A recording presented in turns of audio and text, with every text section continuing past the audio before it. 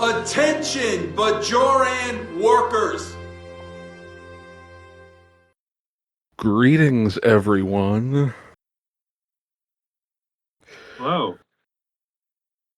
Enough of you people listened last time, so we figured we'd do this again. Yes. And today we have a very exciting topic for you. How many times can we mention the word beans in 5 hours? It's going to be at least 7. Well, just Uh, 5 hours of us saying nothing but beans 7 times, just spread out across 5 hours. we It's could not even stretch. like it's not even like 7 for both of us together. It's like, actually no, it is like that. Never mind. Like I'd have to We say could. 3 and you'd have to say it 2 times. We Wait, could no, stretch that's not it. 7. It's 5.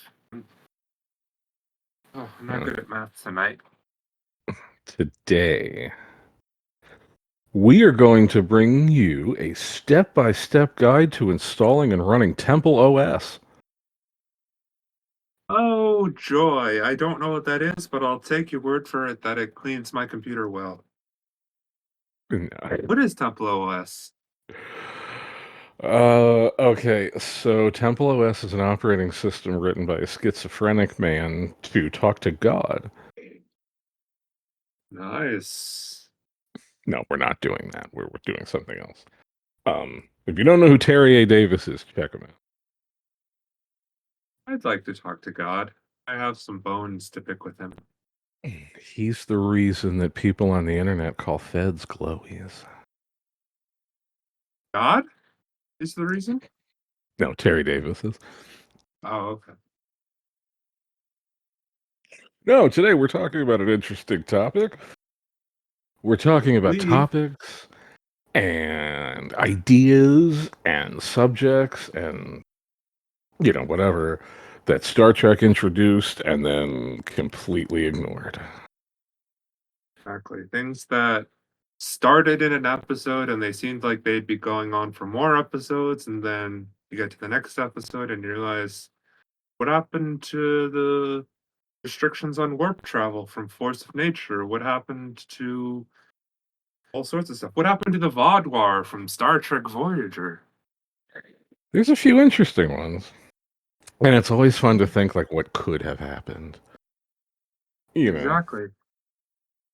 Like, fun fact, I think I remember this from one of the episodes, but there was a Deep Space Nine episode. It was that weird Honey I Shrunk the Kids episode where like a runabout Yeah, gets shrunk, yeah, I remember that one.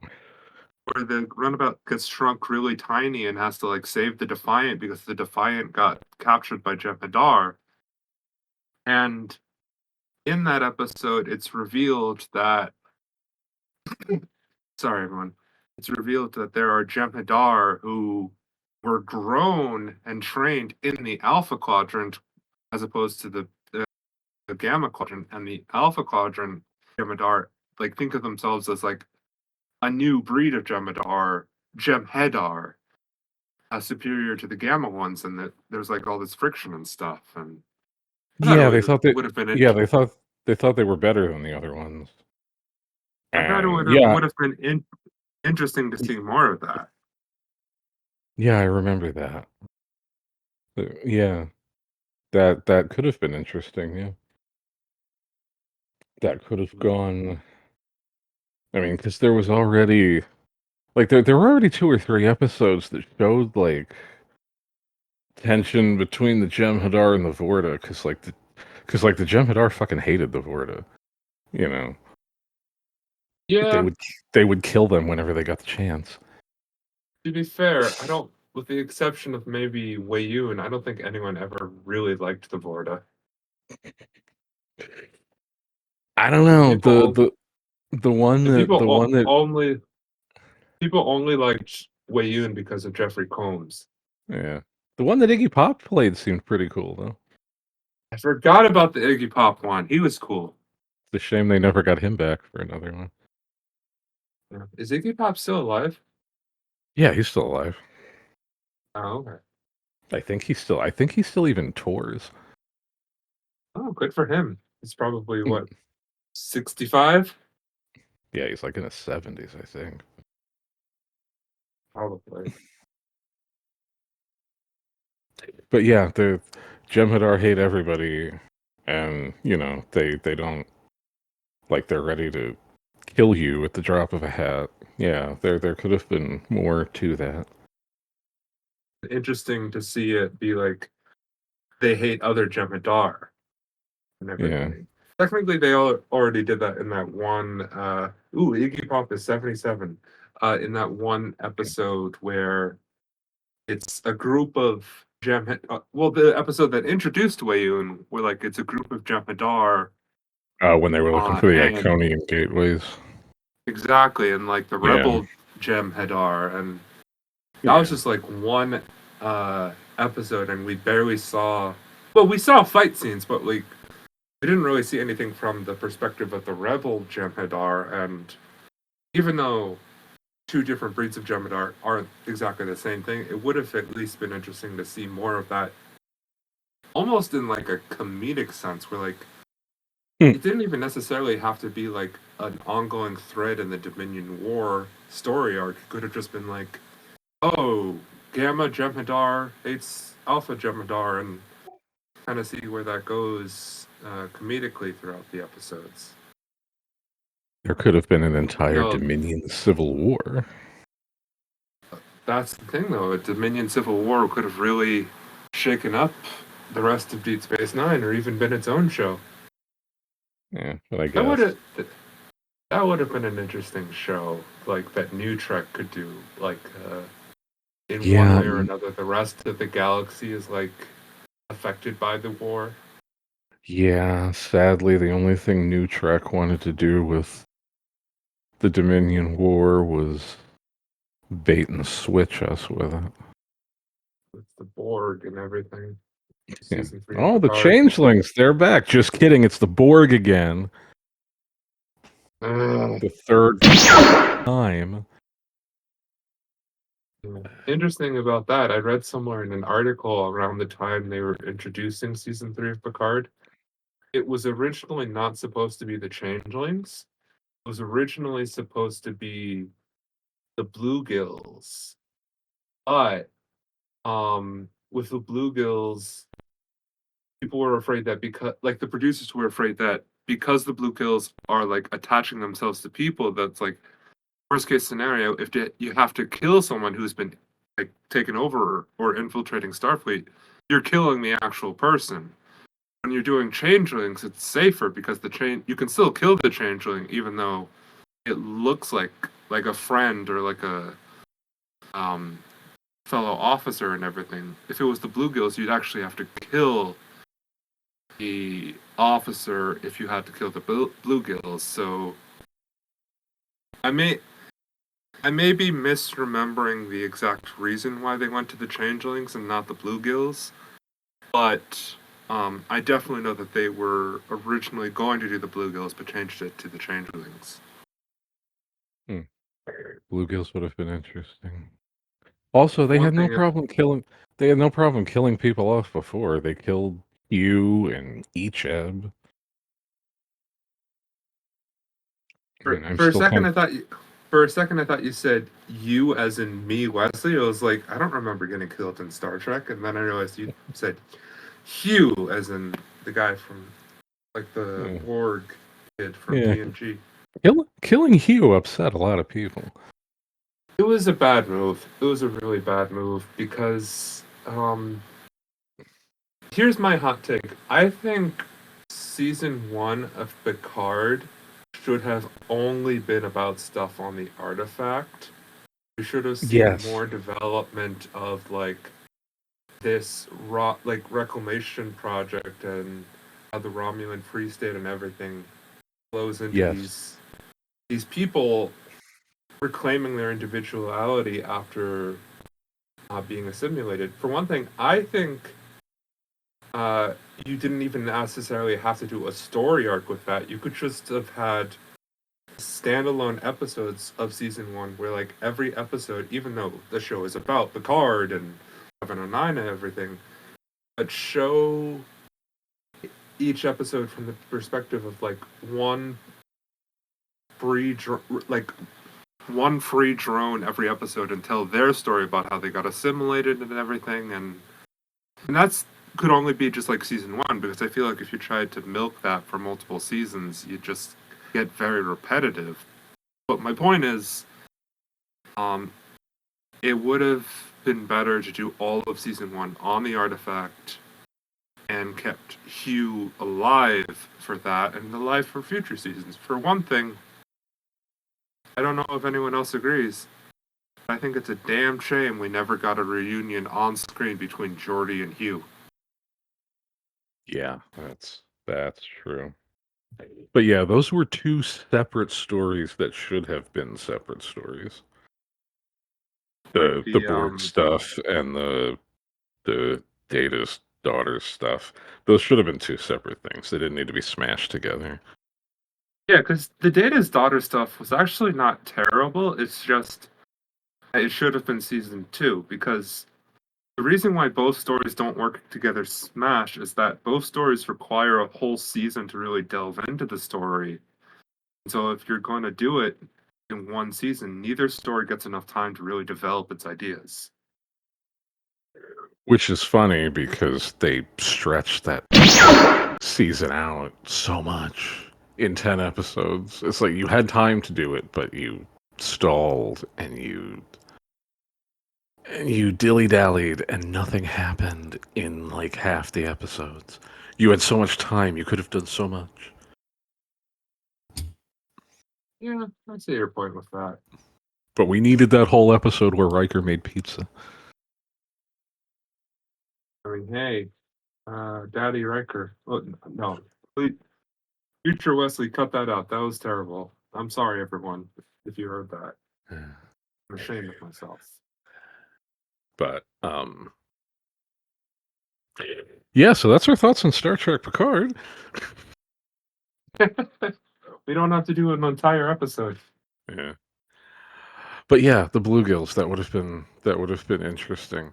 It's funny because a lot of these things, the bluegills made me think of that. A lot of these things Star Trek Online us up on. I know there's a whole thing with the bluegills in Star Trek Online. There's also in Star Trek Adventures, the bluegills come back. I think it's in I think it's in the Shackleford Expanse campaign. Because I played in a group in Star Trek Adventures a couple of years ago. We only did 3 or 4 sessions, and I'm pretty sure it was the Shackleford Expanse we were playing, or the Shackleton Expanse, whatever it's called. But yeah, the bluegills turn out to be the enemies. I guess spoilers if you're ever gonna play that campaign. Like I said, I only got like 3 or 4 sessions in, but yeah, it was like how did it start? It was like Romulan shenanigans. They crash on something on some planet and you go investigate. This is set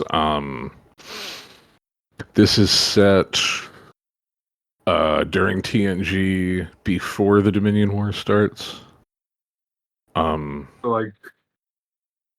So would you say like later half of TNG, like season 6 to 7? Yeah.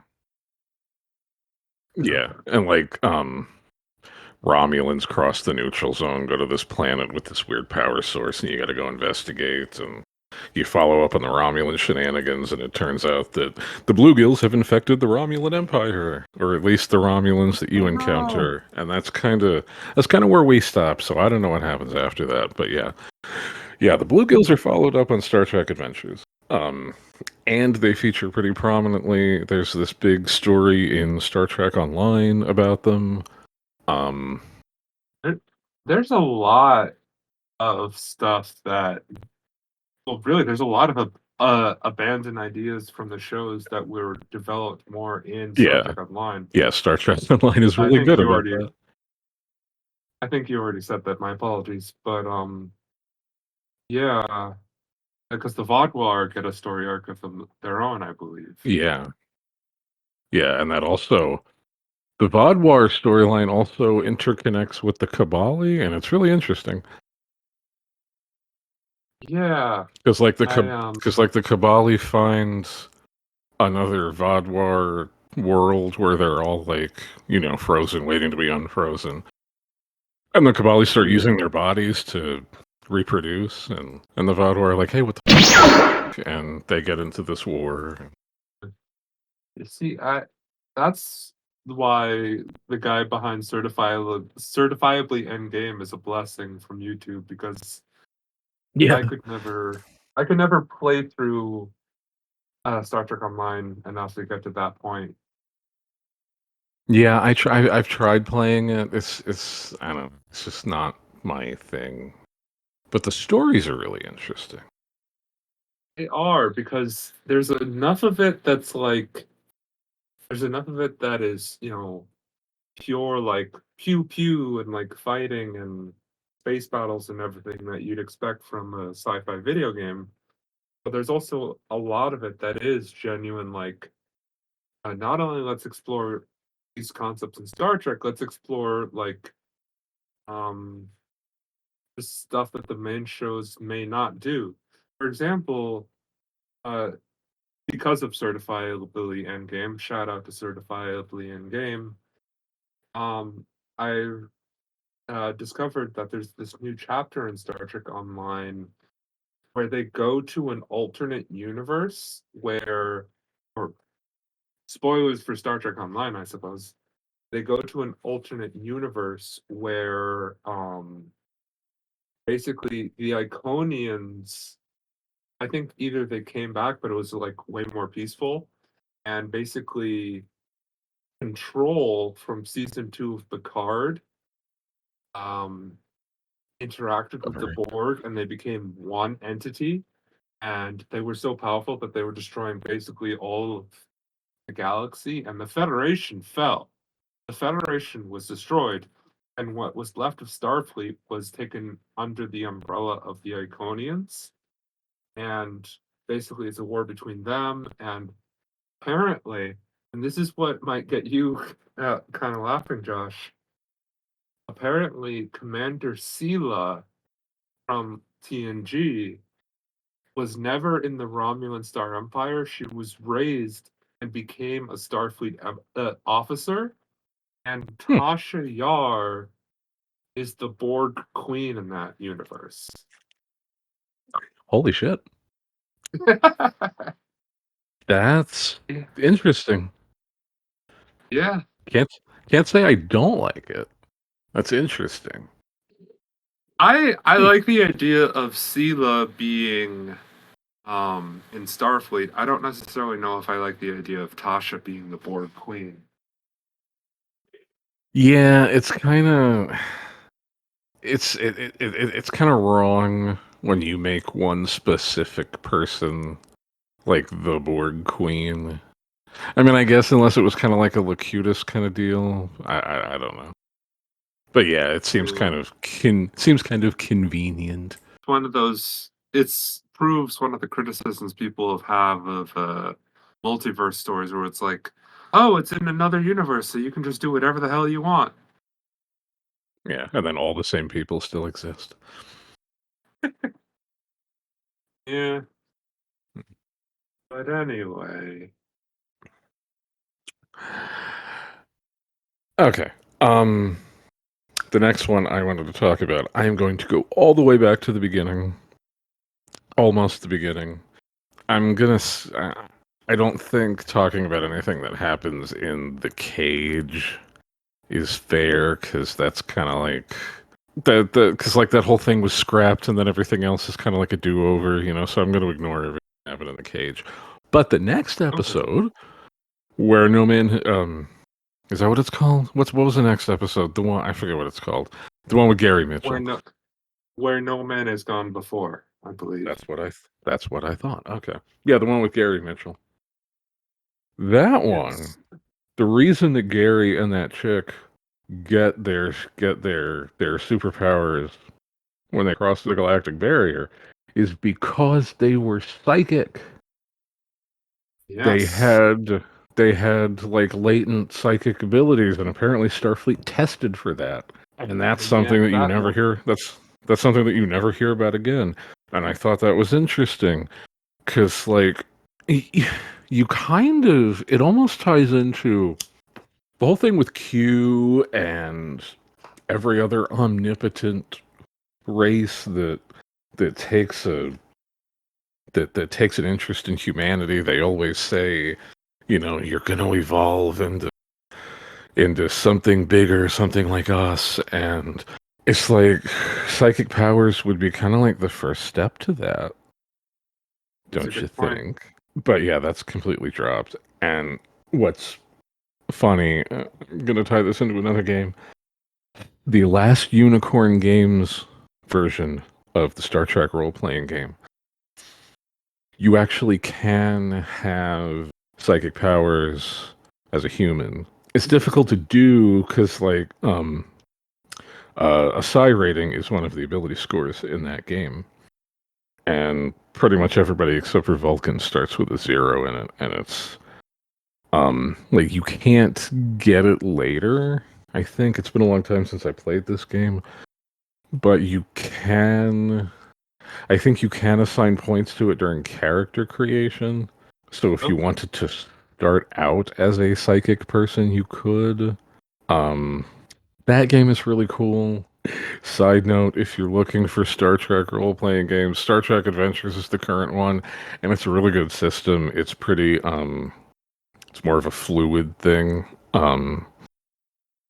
Last Unicorn Star Trek is a little crunchier, but it's really cool. Um, the last Unicorn games came out, I want to say in like 98. So I think they came out while Deep Space Nine was still going and Voyager hadn't started yet. So they had a lot to build on, but they didn't have everything yet. Um, so there's not so much of the what if and the building their own thing like you got in like Fossa Trek. But Yeah. but those books are also a wealth of information. Um, and yeah, if you're looking for a more crunchy system, check out Last Unicorn Star Trek. There's a lot. Um, there's a lot of source material there. There was an original series book. There was a next gen book. There was a Deep Space Nine book. They lost the rights to Trek right before they could publish their Voyager book because they went out of business and Wizards of the Coast bought them. But then Paramount took the license away. I guess they didn't want Wizards to have it for some reason. So the Voyager book never came out, but there's a lot there. It's really cool. But yeah, anyway, psychic powers. That would have been interesting to see humans with psychic powers going forward, but I feel like Well, Babylon 5 covered that for with the one whole thing, I psi feel core, you know. well for one thing, in Next Generation, weren't the Betazoids a bit of an answer to that? Not necessarily like humans specifically having psychic powers, but it would have been weird seeing humans developing psychic powers as a species, but also like the Betazoids being a thing. No, I guess that would have Wait, made Betazoids redundant then. I'm confusing psychic things because you're talking about psychic powers like reading people's minds in Yeah, just increased just intelligence and moving things with your minds and everything. yeah, yeah. Or um Betazoids only No, they're had the just ability to read yeah, minds. they're just Telepathic, yeah. So yeah. maybe not Well, I mean, exactly that. yeah, it would have made Betazoids kind of redundant, which I guess Yeah, is fine. I don't think it would have made a difference in the long run. Troy just would have been a human, you know. Troy would be completely redundant, which is for better or worse, not a bad thing in my book. Um, I have nothing against Marina Sirtis. I just I'm not a huge fan of Troy as a character. Star Trek Continues, the fan series, actually like used the psychic abilities thing to like end their show in a really interesting way. It's been a long time since I've seen the episode, but it was a two-parter where I think it was Star Trek Continues, where like a group of scientists who developed their psychic abilities in the same way I think Gary Mitchell did. They like Yeah. take over a ship and they're battling the Enterprise and they actually beat the shit out of the Enterprise, and that's what starts the Enterprise and the Enterprise crew on the path that led them into the first movie, the motion picture. Because I'm pretty sure at the end of that episode of, or the end of that story for Star Trek Continues, the actor who plays Kirk is no longer in the original series uniform. He's in his Yeah. admiral's uniform from the motion picture. So I feel like that could be a good microcosm of what things might be if the psychic abilities threads was continued into future Star Trek. For one thing, I feel like the one thing that the Gary Mitchell story, as well as that Star Trek Continues story, did quite well was the how absolute power corrupts absolutely. Where like maybe we would not necessarily be on the right path towards being greater than ourselves if we had psychic abilities, or even if we had abilities like Gary Mitchell. Like one thing they could have done in that story thread was like humans have basic psychic abilities, but the situation with Gary Mitchell and Kirk sort of results in a what's it called, a status quo for how to handle for Starfleet on how to handle psychic abilities, which again I think you made the point earlier that Babylon 5 developed that story pretty interestingly, because I feel like the way Babylon 5 handled psychic abilities in humans is essentially the same way that, well, telepathy in humans kind of seems like this way I think Star Trek would handle it themselves. I don't think. See, the Psy-Core in uh, Babylon 5, um, the way it is organized, but also the way it reacts to regular humans and how regular humans react to it, is a great example of how humans are depicted differently in Babylon 5 than we are in Star Trek, where, um, by that I mean, Babylon 5 feels more like the midway point between the humans we see in Star Trek and when humans in reality. Where like um, humans can most certainly be the bad guys in Babylon 5. Not only like specific groups of humans, but like the actual human government can be the bad guys. And Yeah. so I think Which if they could be did fun. something like, I think if they did something like that in Star Trek, I think it would go along the same path. It would have a different visual style. Where like Federation would try to make it appear that we're helping the psychic humans, and we're trying to educate them on how they're using their abilities. And I think that would be a good way to show good storytelling, because I feel like the situation with Gary Mitchell could, like in Babylon 5, create, at least in Starfleet, maybe not necessarily the public, but at least in Starfleet, a fear of the same thing happening again in future humans with psychic abilities. And I think as opposed to what happened in Babylon 5, the Federation would tackle it more like, yeah, these are dangerous individuals, but we got to make it sure they seem like we're helping them. That's the whole idea of like, uh, we're making it publicly seem like we're doing the right thing for like good moral reasons, but instead we're doing it just because we're scared shitless that we're of a new threat. Like they're putting a smiling face on trying to lock people up.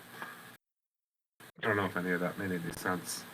Yeah, it would have been a slightly more benevolent Psychor.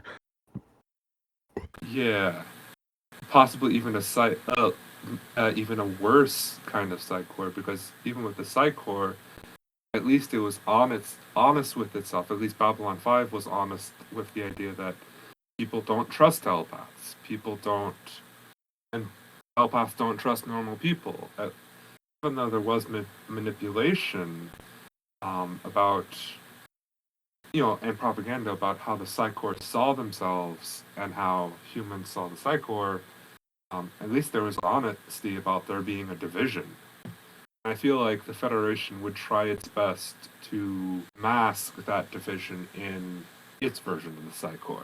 Yeah, or they would have just stuck them on planets and quarantined them like they did with what are they called? The people with the heads that captured Pike. Oh yeah, the Telosians. Pelosians, yeah. That was a weird episode. It's weird to say that about the very first Trek episode, but yeah. Yeah. It was interesting to see them come back in Discovery. Yeah, that's one of the examples of makeup, like special effects makeup. And I think I said this in the previous podcast episode.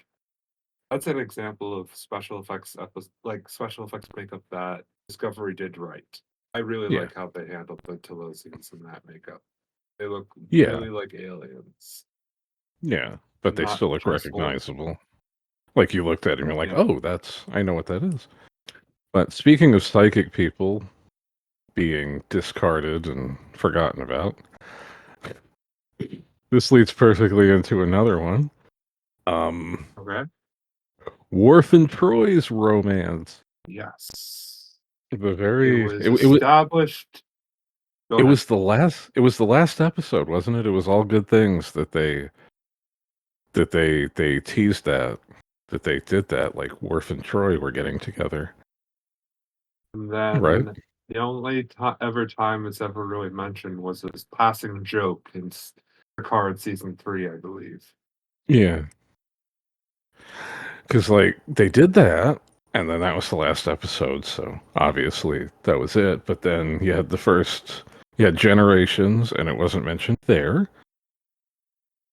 Yeah, And first then contact in it. It wasn't yeah, mentioned and there either. yeah. I think with that, I don't know. I mean, they could have put it in. I mean, it wouldn't have made a difference to Generations either way if they had acknowledged it. I think the main thing was they decided we're sending Worf to DS9, and we don't want to pay the extra money to bring Marina Sirtis back, so we're not doing that Yeah, anymore. that's an interesting one because I guess the thing is that they set up the relationship in the very last episode of the whole show, but I think they set up that there might be a relationship in previous episodes of season 7 of Next Generation. Yeah, Because there's that one where Troy is investigating the murder of that guy, or the the guy who got suicide of that murdered. guy. Yeah, Um, the guy who died on or Utopia well, Planitia. Cause yeah, and she thinks Worf's cheating on her, but like she and Worf are not in a relationship, so I don't know how that works. yeah, Yeah, I think they and then definitely try. Go ahead. there was that one, the one where Worf keeps jumping through for two alternate dimensions. There was like Yes, and she's there was at his least one wife, dimension, yeah, where they were already together. so they So were definitely trying to. I guess it kind of Yeah, started there because that planted the seed. they were definitely trying to make it work. It's just there wasn't enough time to truly blossom the storyline. Yeah. But that would have changed a lot if they had gone forward with it. I would elaborate on that. Worf and Jadzia never would have gotten together, so that would That's a have good changed point. a lot in Deep Space Nine. That means Roy and Riker never would have gotten married, so that would have changed quite a bit in going forward. I mean, it wouldn't have changed so much but it would have made Picard pretty different. Yeah. We wouldn't have gotten Kestra, their daughter. Yeah. No, that would have changed a lot for Deep Space Nine. And Yeah. actually, it was the right decision because those two, Worf and Troy, they just wouldn't have worked. Yeah, they didn't really have good chemistry. Worf and Jadzia were definitely better. I'm guessing what they were trying to do is what eventually the Voyager writers did, sort of, with B'Elanna and Tom Paris, where it's like Klingons are known for being like very unruly and like off the cuff and Yeah, just very aggressive, and pinning that towards someone who's trying to teach people how to relegate their emotions. I feel like they were yeah, trying to do something sort of like that. Now, I'm not saying Tom Paris and Troy are the same character, but it's like they're trying to put someone who had emotional stability, someone who in theory was supposed to have emotional stability, and like put them in a romance with someone who in theory was supposed to not have emotional stability. And I think it's definitely true in seasons like 1 and 2 that Worf really didn't have emotional stability because he was a Klingon. But correct me if I'm wrong, but I feel like Troy and Worf are sort of opposites where like their concepts as characters did not translate into the actors' performances, because I feel like Worf was supposed to be written as this aggressive, like I'll take any shot I get, like instinctual, like I'll punch anyone who threatens my friends, kind of like someone who just doesn't have any control over his emotions at all. While Troy was supposed to be this calm, rational, like how do you feel about it? Like a therapist type, and sort of being the voice of reason in situations. And I feel like after season 1 of Next Generation, that sort of was like the opposite for both of them. Now, I'm not saying Worf was non-emotional. Worf definitely changed after season 1. Worf had emotional outbursts occasionally in both Next Generation and Deep Space Nine, but for the most part, he was a very calm and collected Yeah, character through a lot of those stories. And Deanna Troy was not so calm and collected in any story that focused on her after season 1. no, In fact, the most collected I've seen Deanna Troy as a character, as a counselor, were her cameos in Voyager. yeah. Well, there was that one episode where she got kidnapped by the Romulans, and she That's had to pose, okay. and she had to pose as the Tal Shiar agent. She was good in that. Yeah, I You forgot know, about that episode. she was really, she held her shit together. She was really competent in that. That episode is another example of something that wasn't necessarily, well, I guess it technically is an abandoned idea, but it wasn't like it was introduced in one episode and then bam, you're gone. It was like that was the second episode that mentioned the reunification project, like Spock's reunification project. And I'm sure Oh we all yeah, know that. I'm sure we yeah, all because remember that in season 3 of Discovery, they made reference to it again, saying that the Romulans and the Vulcans are living together and everything. But after oh that yeah, one yeah, episode because of the whole point of that episode was to get some Romulan defector out or something, wasn't it? yeah, well, Romulan defectors who supported reunification and get them out Yeah, and into the Federation, and yeah. um, yeah, that was only the second episode that mentioned the unification project, and Well, I for something. guess, yeah, I guess, Deep Space Nine had its own stuff going on, and it wasn't really concerning itself with Vulcans and Romulans, and then the Dominion War happened, and, like, who cares? We gotta fight the Dominion. And then Voyager was Yeah. on the other side of the galaxy, so they had nothing to do with it, so I guess there just wasn't really a place for it after that. That's the problem with these abandoned ideas in Star Trek, is that a lot of them are like things that are supposed to be ongoing and like change the story as a whole in all the Star Trek shows, and then just like after an episode or two, it's like, hey, what happened to that thing? The best example of Yeah. that is the Force of Nature episode with Geordi and how That's like the warp warp speed limit, travel. right?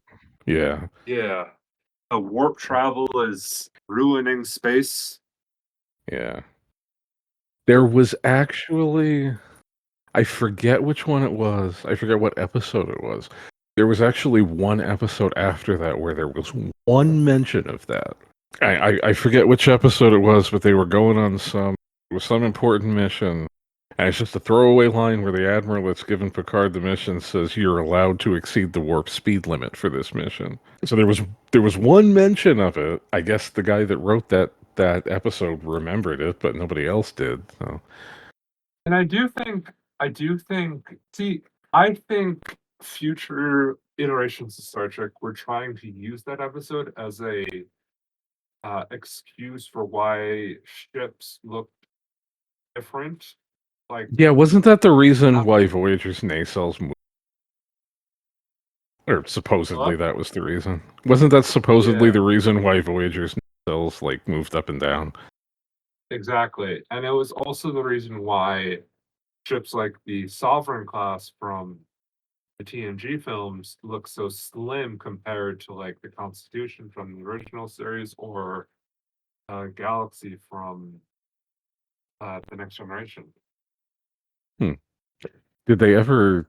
Was that ever said on screen, or was that just like a thing that? Because I've heard that before. I just don't remember hearing it like somebody saying, "Oh, our new green nacelles don't pollute space anymore."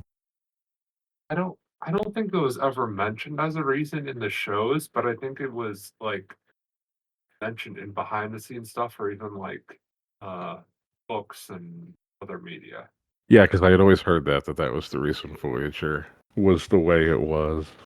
Another one that I think was interesting comes from season 2 of TNG.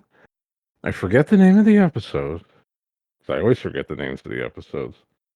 But it was the one. This was a Pulaski episode. It was the one where they go to that research station, and there's that disease that makes everybody old. Yeah, I think I remember And that one. the reason that the disease is a thing is because they were genetically engineering these people to have like super immune systems that like what did they say? Like their immune system doesn't wait for their body to get sick to attack. It goes out and attacks things. But anyway, the point was those were Federation scientists conducting genetic engineering. Which we all know is illegal. Yeah, yeah, I thought that was a no-no. They're just doing it and it's fine. But then it goes back to being illegal again and like yeah, what if the Uh, Federation was cool with genetic engineering and they were doing it, you know? I guess the one like what's the word justification for that is the genetic engineering that those scientists were doing were not on the mind and not like because I feel like part of the reason why Khan and his associates caused the eugenics wars is that they had superior intelligence in certain areas and which I thought those people did too because didn't they communicate telepathically?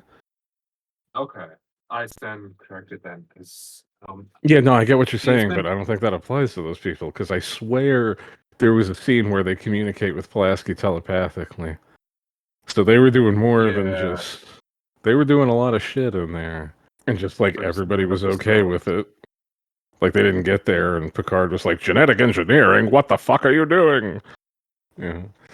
Mr. Worf, load torpedo bays. Yeah, so everybody was just cool with it. And then everybody forgot about it, and then genetic engineering bad again when it turned out Bashir was genetically engineered. Yeah, I don't know what happened with that. Well, no, that was the developed storyline. I was gonna say that as an abandoned idea, but no, they've mentioned it before in future episodes. Yeah, no, they kept going with that one. Yeah. Oh yeah, with like the 2 episodes that were like crazy people who were like In the story, Yeah. they were supposed to be genetic engineering experiments gone wrong, but in metaphor-wise, they're supposed to represent people with mental Yeah. disabilities. Yeah. But no, that would have changed. Yeah, that would have changed a lot if Starfleet was cool with genetic engineering. Yeah, it would have opened a lot of potential for future stories. Um, Especially when it comes to politics with other world powers, because as much as it's a weird way of explaining why Klingons have smooth foreheads in TOS, that one episode of Enterprise was all about Klingons responding to a possible threat of genetically engineered humans.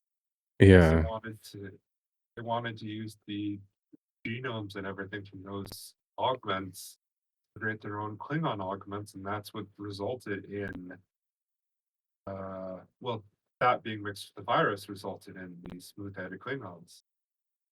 That's an example of the sort of storytelling you could do in a version of Star Trek where Federation could legally do genetic engineering and how other world powers would respond to it. funny thing about that, tying it back to the Star Trek role-playing games. In This is FASA Star Trek, Klingons routinely practice genetic engineering. really Yeah, this was so FASA Star Trek came out the same year that the Search for Spock came out. okay. So So that it wasn't. so they didn't have a lot to build on. They had the original series, the animated series, and 2 movies. Um, their explanation for why Klingons suddenly had forehead ridges and they didn't before was also genetic engineering. It wasn't the virus thing that Enterprise did. It was that Klingons practiced genetic engineering to better acclimate themselves to different planets that they colonized. So there were Okay. the smooth human looking Klingons. Um there were the Klingons with the foreheads.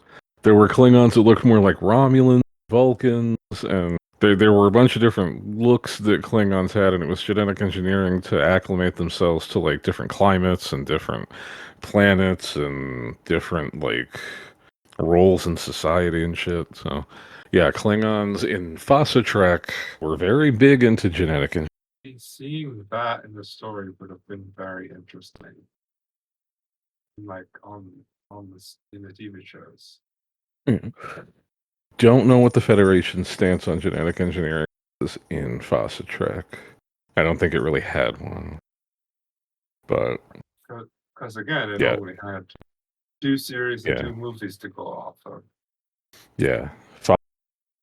Fossa Trek and Starfleet Battles are really interesting games because they both came out when there wasn't a lot to go on. They came out before TNG, so they had to build their own thing. Fossa Trek got yanked shortly after TNG came out. And it's funny they took the license simply because FASA had gone its own way so much, and by the time TNG came out, it didn't line up with TNG. And like they tried, they released a TNG book trying to rectify TNG with all the stuff that they had done, but it didn't work. And then Paramount took the license from them. But yeah, You had to kind of alternate uh, post TOS timelines there. which is really weird because for some reason they didn't take the license from Starfleet Battles. The only stipulation with Starfleet Battles was that they couldn't use the name Star Trek. That's why it's just called Starfleet Battles. And they couldn't use any like characters or ships or anything from the shows. But other than that, they could do whatever they wanted. So Starfleet Battles is still going today, and I'm not entirely sure all of the lore behind it, but I know it's like really different from Star Trek now. Yeah. So it's not in yeah. Sorry, It's my apologies. it's an alternate universe. Yeah, there was even at least Star one. Trek cannot be Star Trek. Yeah, there was even I forget there's one video game based on Starfleet battles. I forget what it's called, but there's one. It's a computer game. It was from the 90s. Um, but yeah, Starfleet battles is its own universe. So that's something to check out if you're interested. But yeah, they came up with the genetic engineering excuse first. Okay. What is Fossil Battles? Starfleet battles is more of a. It's not a role playing game. It's a war game. It's more like Warhammer. It's where you just. It's more about ship combat than anything. Okay. But it's just all the lore behind it. It's one of those games that you have to have $1 million to get into, so you can buy 1 million models. Sounds exactly like what I know of Warhammer. Yeah.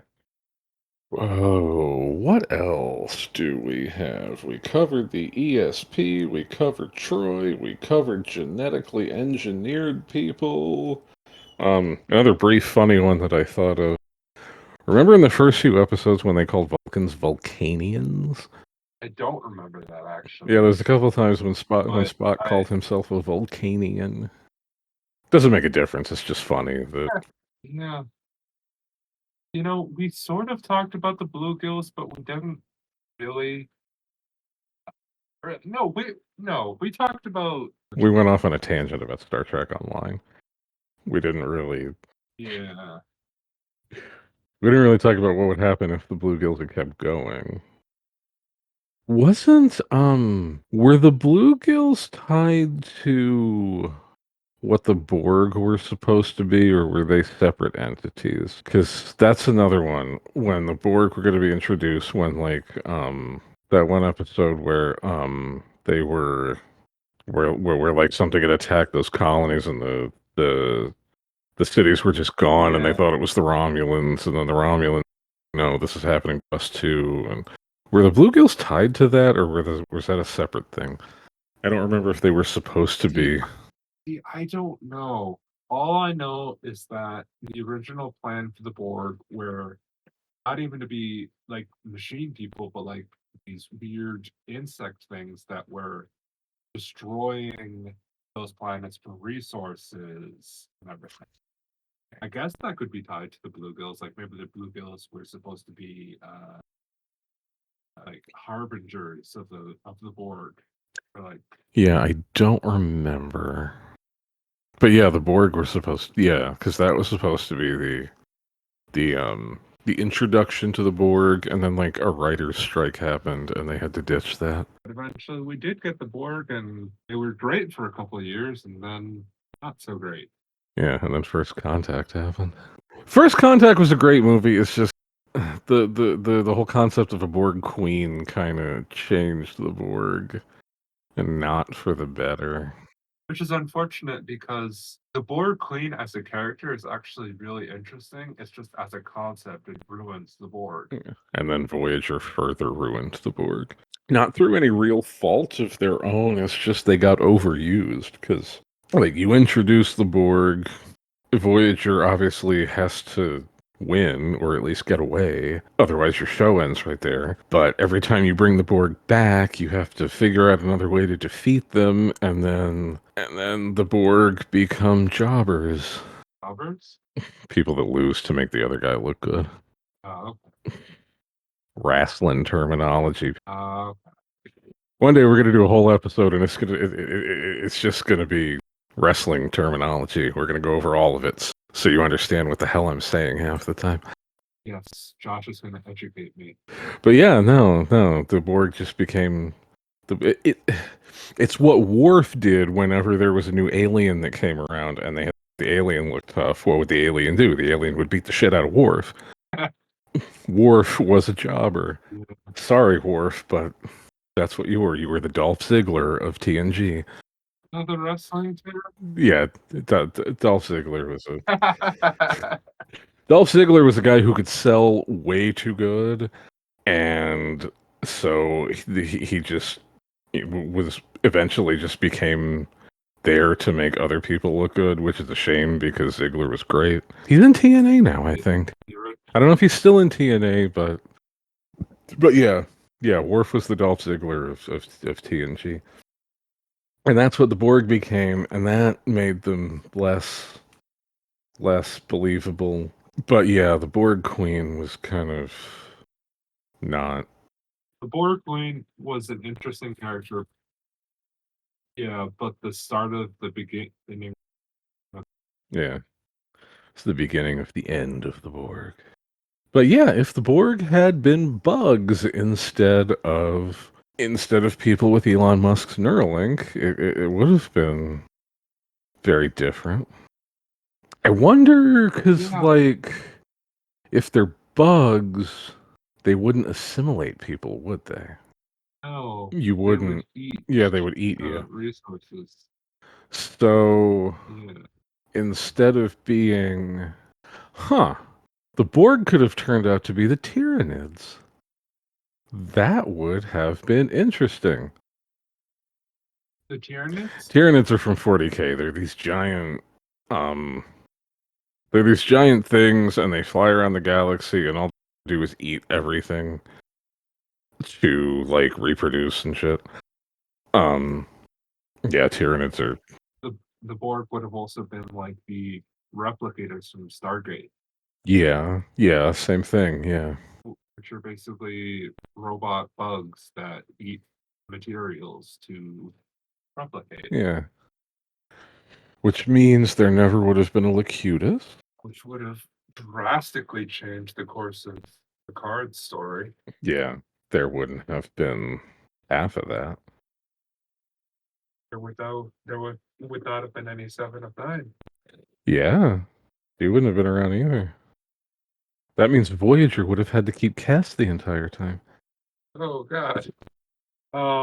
Yeah, that's a good point. Because I never realized that Cass was fired because he needed to make room for 7 of 9. I was just assumed 7 of 9 was brought on because the actress who played Cass wanted to leave or something, or got fired, or I have no. like I assumed Cass is. Yeah, I have no idea why she left the show.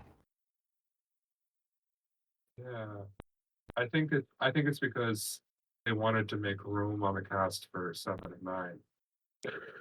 Maybe. Well, it's Rick Berman. Anything's possible. Berman just wanted the one with the bigger tits. That's all. He had bigger tits, but even bigger acting range.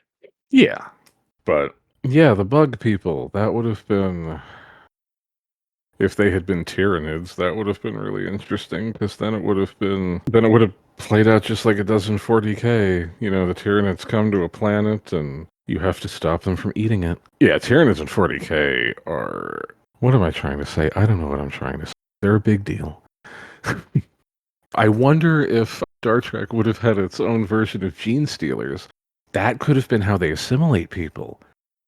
So in 40K, a lot of times what brings Tyranids to your planet is a gene stealer cult. Gene stealer cults are when a specific kind of Tyranid, what are they called? I forget what they're called, but they come to a planet and they find, it's usually like a hive world, and they go into the places that are, you know, terrible and fucked up, and they find the I forget what they call it, but they basically they get the first person that they can pregnant, and that person gives birth to the first generation of gene stealer. So they're like a cross between a and a Tyranid. And then that person goes out and gets as many people pregnant as they can. And so you have like 3 or 4 different generations of gene stealers, and they're combined. Basically, you get enough of them, and they're like combined psychic energy projects. It calls the Tyranids, and then the Tyranids come. And then the Tyranids eat them too, which is funny because like they're kind of gene stealers are connected to the Tyranid hive mind until they're about to get eaten, and then they get cut off. and then Nope. they're like, oh fuck, what's happening? And then they get eaten, and then they get recycled into future Tyranids. But I wonder if something like that would happen in Star Trek. Maybe that's what the bluegills were. A kind of gene stealer. Maybe they were, or the Borg. yeah. For the Borg. Yeah, maybe the bluegills were there to soften up planetary defenses to get them ready for the Bugborg to come and consume everything. See, there's a story right there. Bugborg are an interesting thing to say. That's a fun thing to say. The Bugborg as opposed to the Borgborg. The Borg bugs. The Borg bugs. Oh, yeah. But the problem with Bugborgs is essentially the exact reason why we got the Borg instead is that it would have been interesting to see them develop, like actually physically shown on screen. Yeah. Because they weren't necessarily supposed to be like humanoid people. They were supposed to be bugs. Yeah. Like human-sized bugs, I believe. Yeah, that probably would have been difficult. It would have been interesting. You would have either ended up with a really dated CGI or some dudes in bug suits. Or even some miniature effects with stop motion animation. That would have been interesting to see in Star Trek stop motion animation, like specifically Next Generation. Yeah, I could see them doing that. That would have looked interesting. They just would have needed the budget. Yeah, would have been the Ray Harryhausen edition of Star Trek. That actually would have looked pretty cool. It almost makes you wish. I would have liked to gone have with seen it. that. Yeah, that would have looked pretty cool. Yeah, but alas, it was abandoned. Someone else who was abandoned to die on Cardassia, Thomas Riker. Whatever happened to him? He got dropped pretty quick. Now he made it in 2 episodes. We'll give him this. He made it more than most of these other ones. Shows. Yeah. He made it in 2 different shows. Yeah. He so the first one he gets created. He's trapped on some planet for 10 years and realizes that nobody was looking for him because he got duplicated, and then he goes off and does his own thing for a while and ends up joining the Maquis and tries to steal the Defiant, and then that fails and he gets taken off to Cardassian jail. Hey guys, it's the greatest story of growing up. It's the most basic story of growing up as an individual. You're born, you realize nobody was looking for you because there was another version of you out there, and you join a terrorist organization, and then you get sent to Nazi prison. So The Federation really fucked him over because they could have argued that they should have been the ones to take him to jail because he did try to steal a starship. He successfully stole a starship. They could have said, "Hey, we're going to take him. He's committed crimes against us too." But they just let the Cardassians have him, and God knows what they did to him in prison, and then presumably he died when the Dominion attacked Cardassia and killed everyone. So Thomas Riker really got fucked over. If I were to guess, I'd say that it was like a diplomacy thing, or like in the best of relations with Cardassia to let them have Thomas Riker. Yeah, I mean that's true, but still they knew what was going to happen to him. And also, like, what if they brainwash the guy and then the Cardassians have him do the same thing? They just stick him back somewhere and say, "Hey, he's Will Riker." It's a security risk too. Yeah, especially when you get the Dominion in there, you could have Thomas Riker feeding the Dominion Federation secrets. Thomas Riker could have passed all those changeling tests because he's not a changeling; he's the real guy. Yeah. Man, the Federation really dropped the ball on that one. Yeah, the Federation drops the ball on a lot of stuff. Hashtag justice for Thomas Riker. Get it started in the comments, people. Which I guess They never said that he was dead. So presumably he could come back at some point. I don't think it's likely, but he might not be dead, but he's probably dead. Imagine an episode of Star Trek Legacy where they're like it's Will Riker, but no, it's Thomas Riker. I'm honestly surprised Lower Decks didn't do something with Thomas Riker. Didn't they do something with Nick Lucano? Yeah, that was like the last episode of the last season, I think.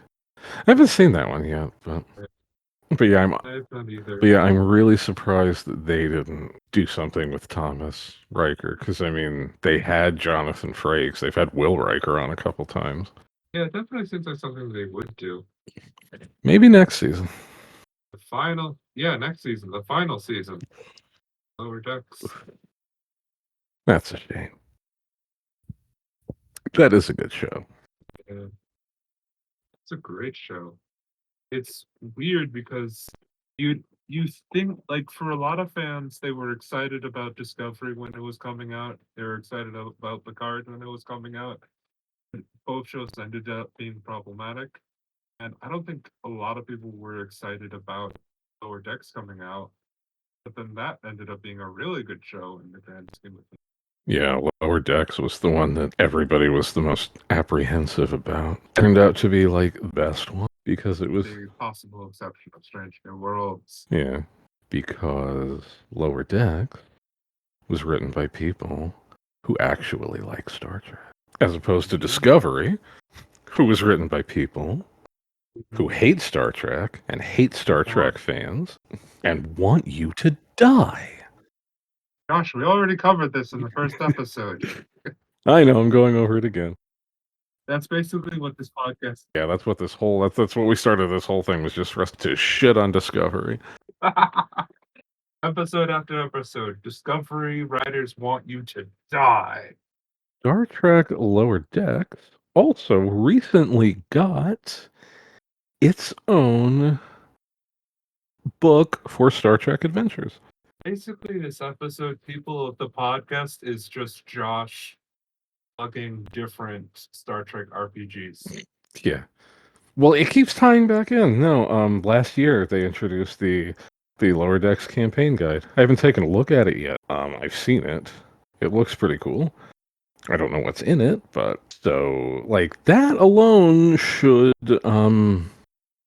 well, I don't know. I was gonna say that hey, look, should continue, but they also released a Discovery campaign book, and Discovery's gone. So I have the Discovery book. I just have not really looked at it yet.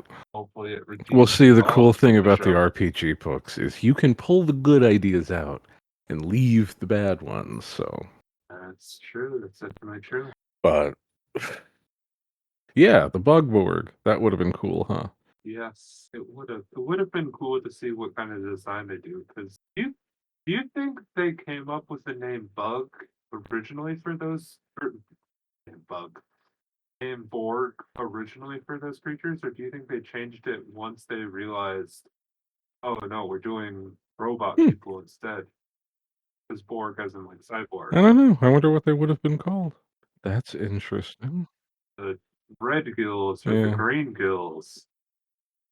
That's interesting. Really just shows you how different things could be if if a small idea was put into the show more distinctly.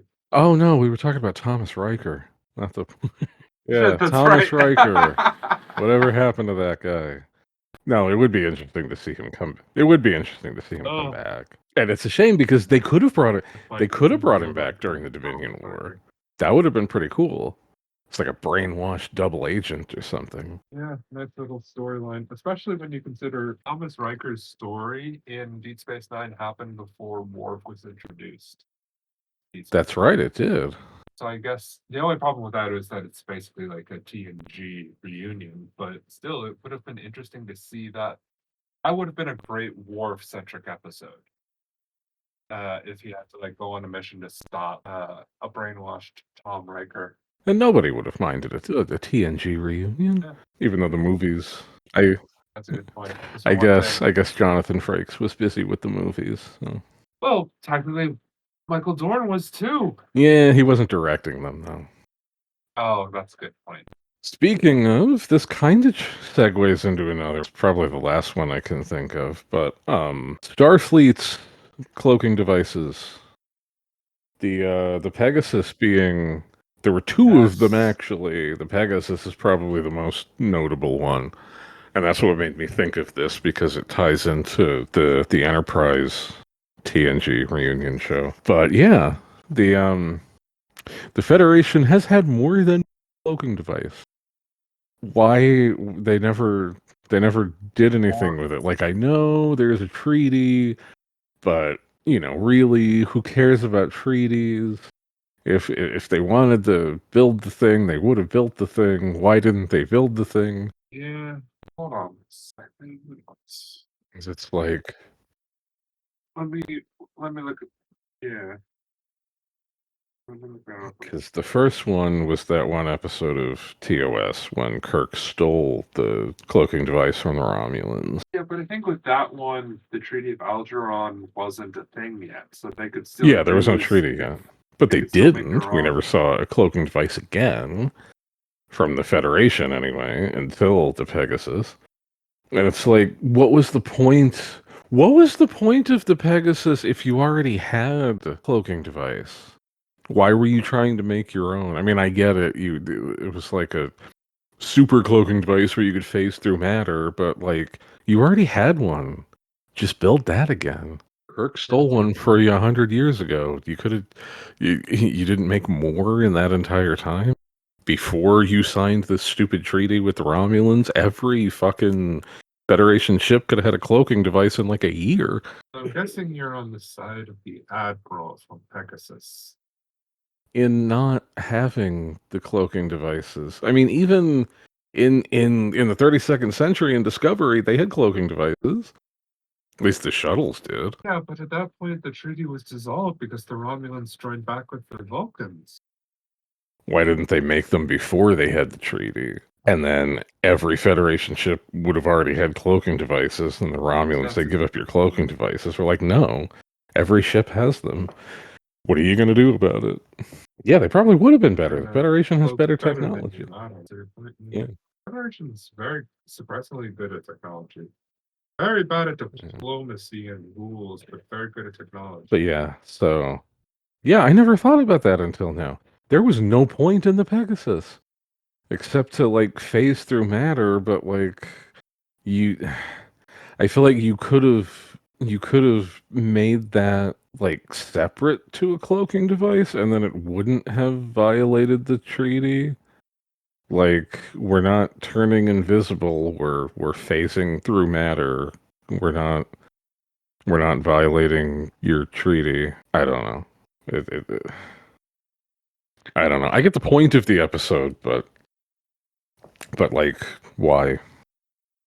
In universe, why did any of this happen? Yeah, it So that would have been really different if the entire Federation had devices. would have definitely shifted some balance of power within the galaxy. I understand why the Federation doesn't use them because it is kind of sneaky and duplicitous, but like, Which is weird where the Klingons do. we're proud, honorable warriors who love honorable combat, but we're going to turn invisible and sneak up on you. Exactly. I guess the justification there is that Klingons see it as something prey. Which is interesting because not the Jem'Hadar, the Hirogen from Voyager, I don't think That they would have had been cloaking devices, that would have did been they? appropriate for them, yeah. I wish I wish we could have seen more of the Hirogen. Didn't In the new Trek.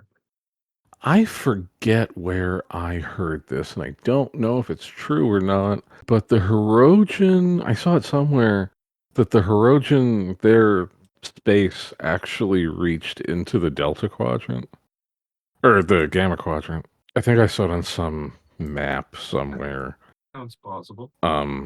which it's hard to tell which maps are accurate or not, but I wonder if they ever came across the Dominion. That would be interesting, Dominion versus Hirogen. The Jem'Hadar The Jem'Hadar and the Hiroshima have a very similar warrior vibe, in my opinion. Do you hear I heard a theory the other day that the Hirogen are nomadic hunters because the Borg actually originally assimilated their homeworld. That the Hirogen Hmm. are nomadic in the same way that guidance people are nomadic. That makes sense. Yeah. I don't know if it's I don't really remember where I saw it because I said it was a theory, but I think it might actually be like something stated in a Mhm. book or like an extra canonical media thing. What about the aliens from Schism? Oh, the click click people. Yeah, they did. The Did they click ever come back people. in Star Trek Online? I They thought did. so. Actually, they're called the Solanae, I Okay. believe. The Solanae. Star Trek Online for the win again. But yeah, that was another one. Super big threat.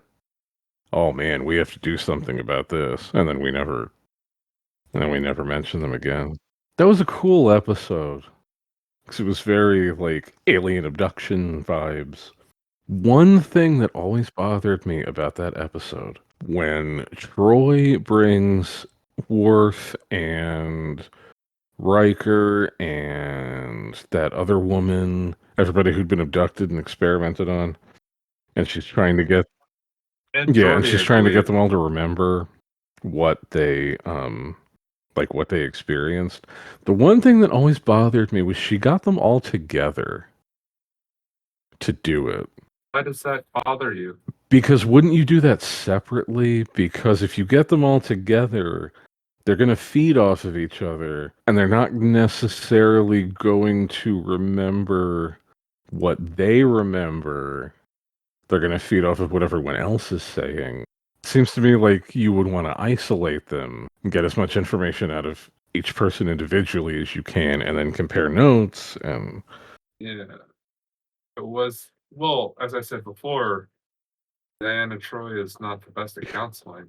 yeah, because like even with like when the police interrogate you, they don't get everybody together in a group and interrogate you. You isolate people, and you know.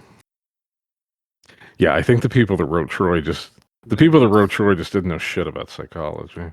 Same thing with the people who wrote Chakotay. It's like the person who educated them on Native American culture was actually a Yeah, complete was fraud. not a Native American at all. Was just making shit up as he went along. It's like that one South Park episode where like they're believing these Native American healers, but they're really just Mexican guys.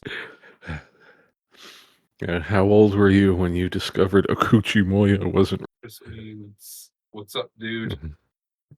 The entire Maquis on Voyager could be considered a dropped idea.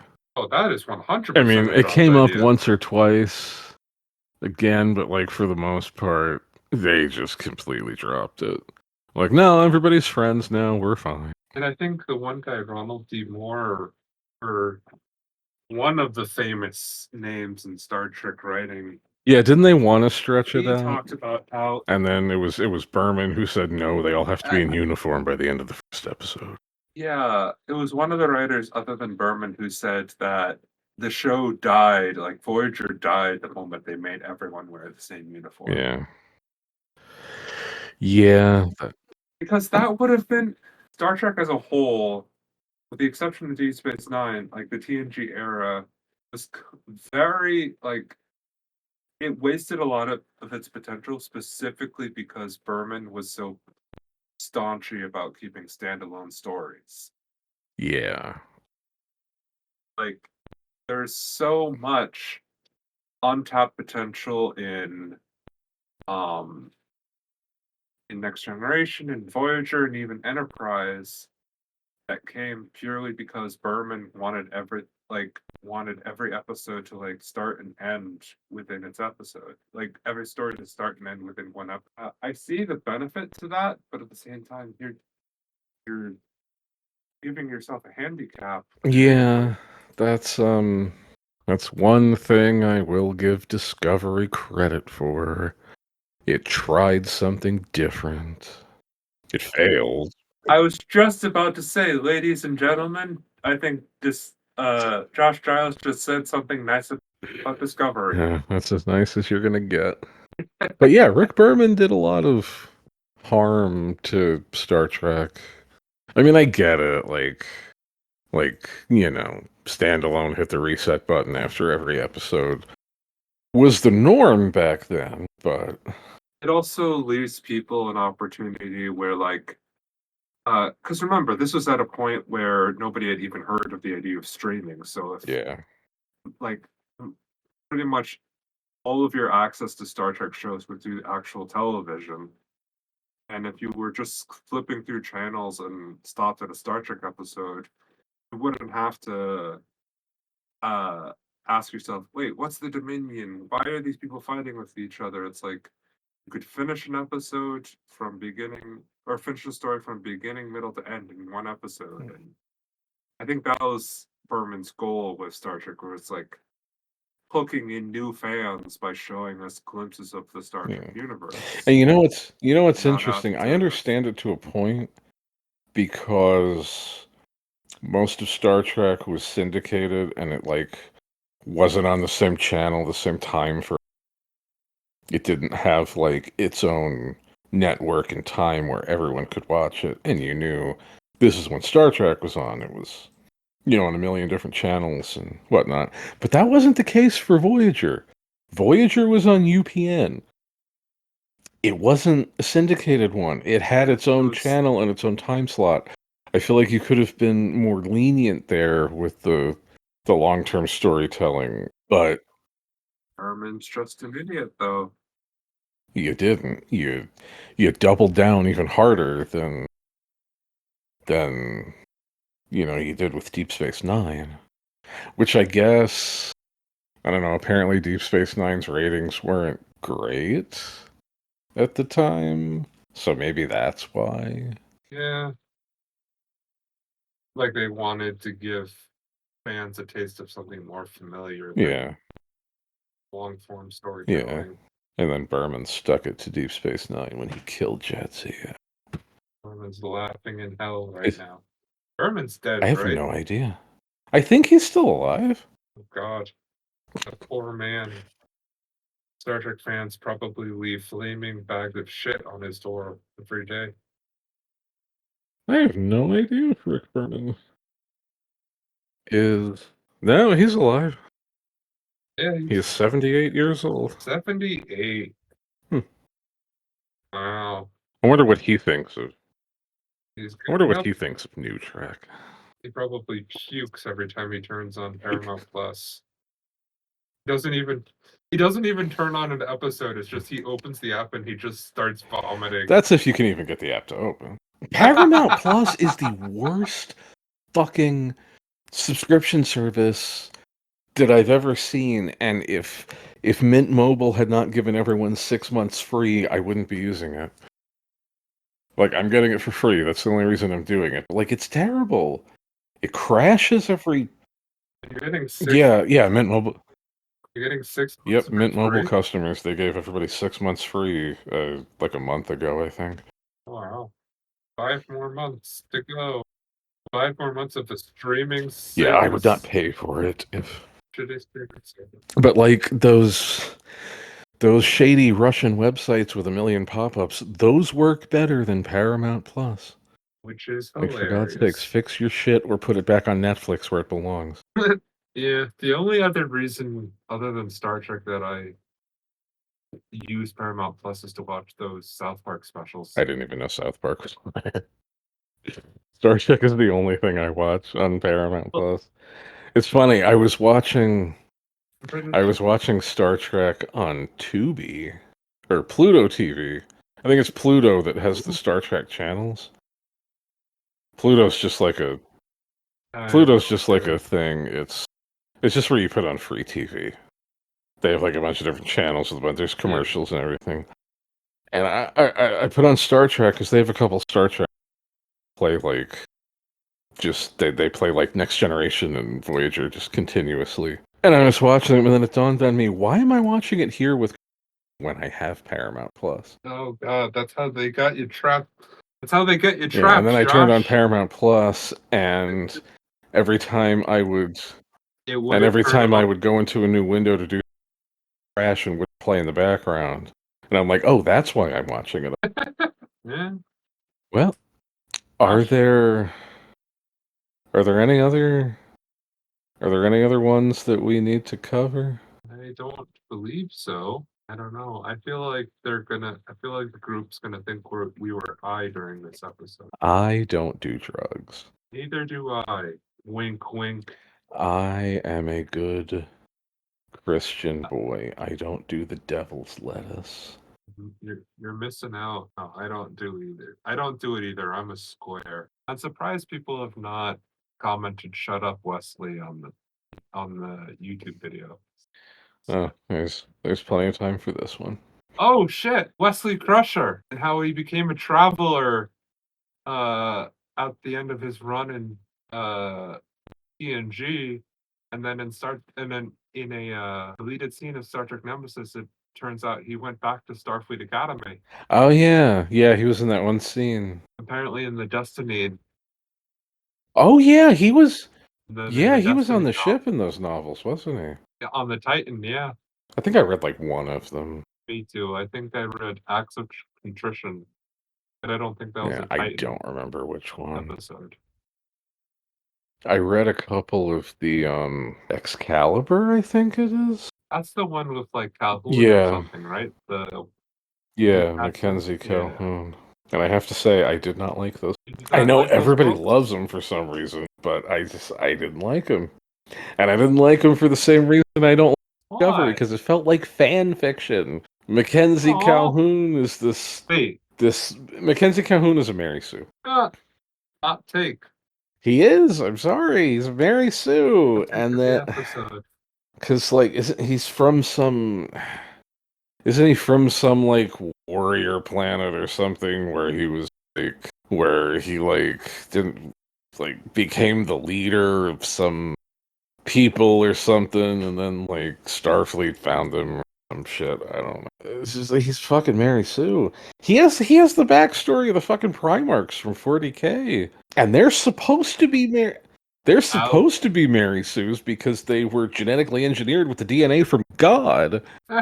No, seriously, like that's every Primarch story except for Angron and kind of Mortarion. They like when they got scattered through the warp, which it later turned out that the whole reason they got scattered through the warp was because of a woman named Erda, who was another perpetual that was helping the Emperor create them. And then she got mad because the Emperor was creating them to be generals for the legions of Astartes. And she scattered them throughout the warp. It's funny because the strong female character that they introduced to pat themselves on the back and say, hey, we have a strong female, is directly responsible for the Horus Heresy. Because if she hadn't scattered them throughout the galaxy, Lorgar would not have landed on Colchis, and that's what started everything. But anyway, that's the story of all the Primarchs. They land on their planets, and they eventually, through whatever means, become the leaders of them, and then the Emperor comes and finds them and takes them away. That's essentially... I mean, he started out on the planet. He didn't get stuck there, but you know, he becomes this great leader, and then Starfleet comes and whisks him away, and he gets this ship full of all these kooky characters. I know Shelby from The Best of Both Worlds was on his ship, and Dr. Solar was on his ship, and then like the giant security chief who wore the gravity thing, and then you had like this person who was a hermaphrodite. That's the book's terminology, not mine. Don't come at me. I know it's Pride Month, so yeah. But I don't know, it's just The Oh. whole thing With reeks of fan fiction to me, With- and I couldn't get into it. I read this one story where Calhoun got stuck on this planet where there was a drought, and this kid and his mother had psychic powers and they could make it rain sometime. Something happened with that, and I don't remember what the rest of the ship was doing at the time. They were trying to find it. Something. There was another story in the Excalibur series where Riker actually takes over the ship. Because, like, temporarily, Calhoun's somewhere, and Riker becomes captain, and he's overwhelmed with all the shenanigans going on. And he's just like, what the fuck? And because that was part of another. It was this whole series that I got from the library long back when I was in high school. And it was different stories with different ships and crews, but it was one big story. It was about some plague or something. I don't remember. The other stories were good, but it ended with the one where Riker temporarily takes command of the Excalibur. But yeah, long story short, I don't like the Excalibur. More fan fiction nonsense. And I'm guessing if the two people in the writers' room of Discovery who knew anything about it, I'm guessing they read those books. And they thought, what if Mackenzie Calhoun was a woman? And that's how Discovery was born. We all suffered for it. Anyway, I don't have anything much else on my list. I think we're already, like 2 hours into this? This will be a slightly shorter one, but I guess that's okay. Yeah, my apologies, everyone. I didn't do a lot of research on this, and I apologize. I didn't do any research. I don't like doing research. I like going off the top of my head. It's more conversational that way. Yeah, that's how podcasts are supposed to be too, if you think about it. We let you guys vote on this episode. That's why we're doing this one. This is the topic you wanted. So it's your fault. It's your fault that this episode sucks. Next time, you don't get to vote. Next time, You've proven yourselves. we're gonna do one Proven of two yourselves things. unworthy of democracy. You're a dictatorship. Next time, we're gonna do something completely different. Is it the beans? Are we going to talk about beans for 5 hours? I promise. You know, we could talk do about that. beans for 5 hours for one of these episodes. We could just record ourselves saying beans a couple of times and then put it on loop for 5 hours. Well, don't spoil it. Then they won't. Then they'll know that it's not us genuinely saying. Next time, we are going to leave the world of Star Trek.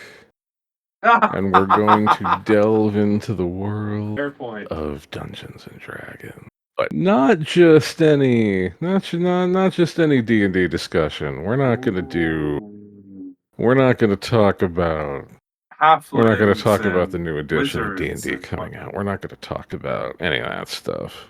We're going to go back to the Wild West that was 3rd edition D&D. And all the fun stuff you could do, like jumping inside people's assholes, which I will explain is a thing that you could totally do. 100% rules as written. You could jump inside someone's asshole. So that's what you have to look forward to next time. Ladies and gentlemen, since I know nothing about D&D, I'll probably just be saying, yeah, sounds great, Josh. Okay. On loop for like the whole episode.